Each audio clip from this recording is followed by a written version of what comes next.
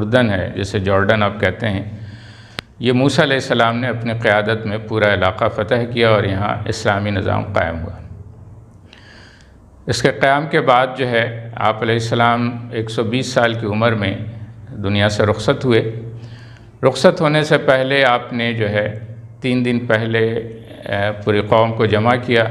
اور جمع کر کے ایک طویل جو ہے خطاب فرمایا، جس میں آپ نے قوم کو نصیحت فرمائی کہ تم کس کس عمل کے پابند رہو گے تو اللہ تمہیں سرفرازی عطا کرتا رہے گا،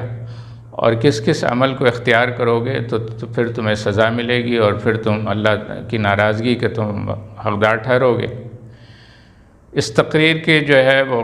بڑی حد تک جو تفصیلات ہیں، اگر ہم تورات کی کتاب استثناء کے باب 4، 6، 8 اور 28 سے 30 میں اس کی تفصیلات موجود ہیں،